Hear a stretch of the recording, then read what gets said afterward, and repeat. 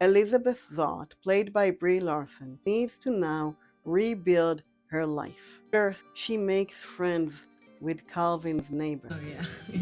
A lot of shoulders, a lot of head. She learns to ask for help.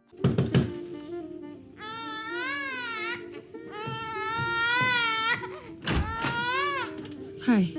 Hi. She won't eat.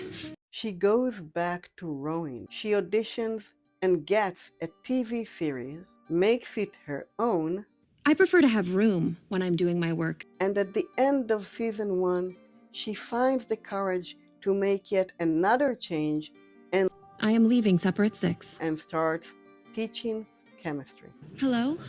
My name is Elizabeth Zott, and welcome to Introduction to Chemistry.